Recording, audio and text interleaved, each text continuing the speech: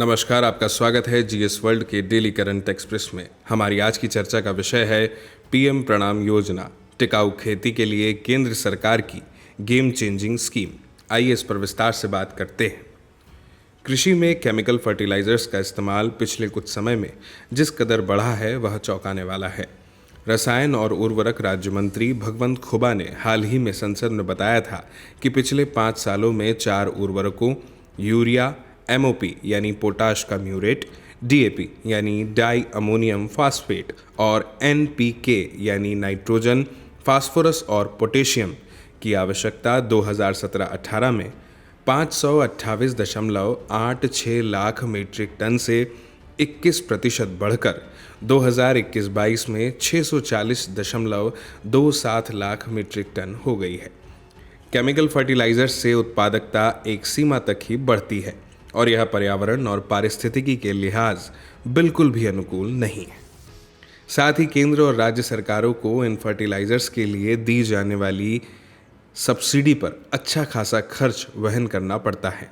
Chemical और fertiliser ministry के मुताबिक चालू वित्त वर्ष में केमिकल फर्टिलाइजर्स पर सब्सिडी का आंकड़ा 2.25 लाख करोड़ रुपए पहुंच जाने की संभावना है। यह पिछले वित्त वर्ष के आंकड़ों से 39% से भी ज़्यादा है। पिछले वित्त वर्ष 2021-22 में केमिकल फर्टिलाइजर्स पर सब्सिडी के रूप में सरकार को 1.62 लाख करोड़ रुपए खर्च करने पड़े थे। सरकार ने इन्हीं गंभीर पहलुओं को ध्यान में रखते हुए एक महत्वाकांक्षी योजना को लाने की तैयारी की है, जो रासायनिक उर्वरकों पर आधारित कृषि के मौजूदा स्वरूप को पूरी तरह बदल डालेगी।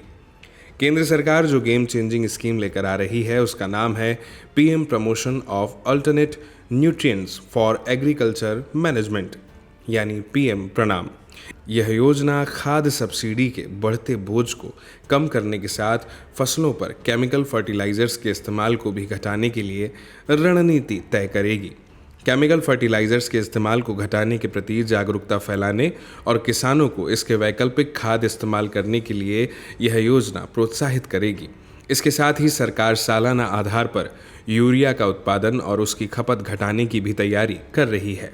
इस योजना के लिए अलग से फंड आवंटित नहीं किया जाएगा, बल्कि इसका प्रबंध मौजूदा फर्टिलाइजर सब्सिडी से ही किया जाएगा। इसके तहत सब्सिडी बचत की 50% राशि पैसा बचाने वाले राज्य को अनुदान के रूप में दी जाएगी।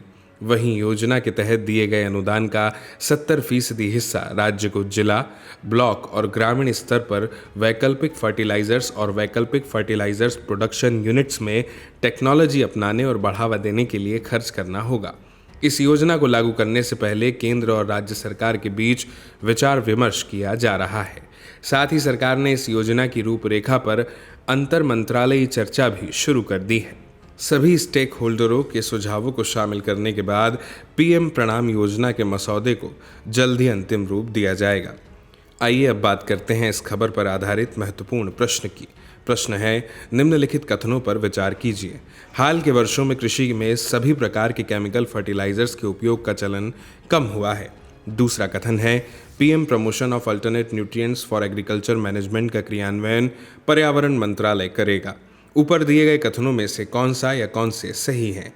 ए केवल 1, बी केवल 2, सी 1 और 2 दोनों, डी ना तो 1 और ना ही 2। क्वेश्चन फॉर मेंस के अंतर्गत प्रश्न है, रासायनिक उर्वरकों का कृषि और पर्यावरण पर पड़ने वाले दुष्परिणामों की चर्चा करें। सही विकल्प पर आधारित प्रश्न का सही जवाब देने के लिए आपको कमेंट बॉक्स में कमेंट करना होगा। इसी तरह की महत्वपूर्ण खबरों के लिए देखते रहिए और सब्सक्राइब कीजिए जीएस वर्ल्ड को।